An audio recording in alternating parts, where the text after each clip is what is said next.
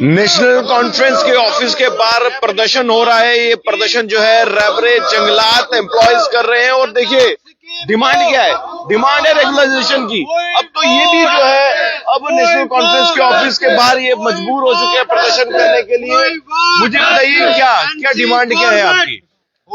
देखिए sir, demand तो कोई नहीं कह सकते इसको, ये डिमांड है ही नहीं। हमें एक्चुअली एक ऑर्डर मिला है 2017 में, जिसके तहत 327 लड़कों को इन्होंने परमानेंट करना था अंडर ए कैबिनेट डिसीजन 96/6 2017 का, और पॉलिसी नंबर है FST 155।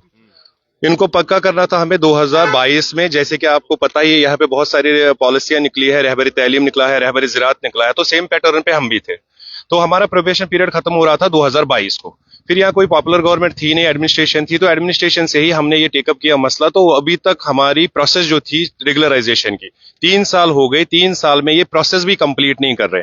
और जबकि अब हम आ रहे हैं हमारे पॉलिटिशियंस के पास, हमारे मिनिस्टर्स के पास, तो बस हमें 1 साल से ये बताया जा रहा है कि प्रोसेस चल रही है, प्रोसेस चल रही है, प्रोसेस चल रही है, जबकि हमारा एक डेफिनेट टाइम पीरियड था 5 साल का।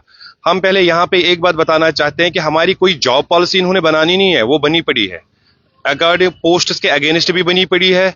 और हम सैलरी जो लेते हैं, हम एक हेड से सैलरी लेते हैं जो एक एम्प्लॉय लेता है हमारा, हम एज एम्प्लॉय सैलरी लेते हैं, लेकिन 5000 रुपीज पर मंथ। वो पीरियड हमारा था 5 साल के लिए, जो हमने एक्सेप्ट किया था, जो पॉलिसी के प्रोविजंस थे। तो उसके हिसाब से 5 साल तक हमें 5-5 हजार मिलता, उसके बाद परमानेंटाइजेशन थी और प्रोसेस शुरू हो जाता।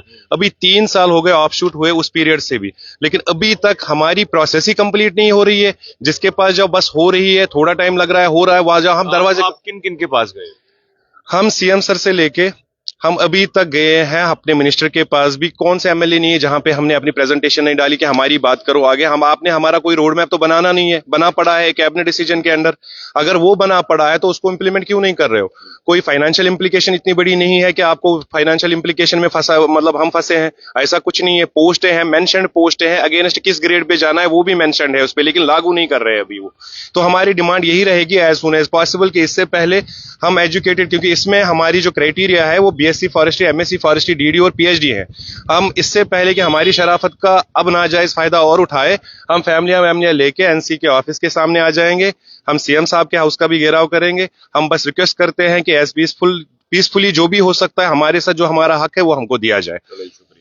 तो देखिए इस वक्त नेशनल कॉन्फ्रेंस के ऑफिस के बाहर हैं हम, और अब देखिए जितने भी एम्प्लॉई हैं ये रैबरे जंगलात से हैं और अपनी मांगों को लेकर ये प्रदर्शन कर रहे हैं। और ये प्रदर्शन जो है, अब देखिए क्या CM साहब इसका संज्ञान लगे, क्या इनकी जो रेगुलराइजेशन की पॉलिसी को लेकर ये अब डिमांड कर रहे हैं। उम्मीद करता हूँ ये इस पॉलिसी को लेकर जो है अब CM जो है वो कुछ ना कुछ इनिशिएटिव जरूर लें। देख रही जगह मीडिया, धन्यवाद, जय हिंद।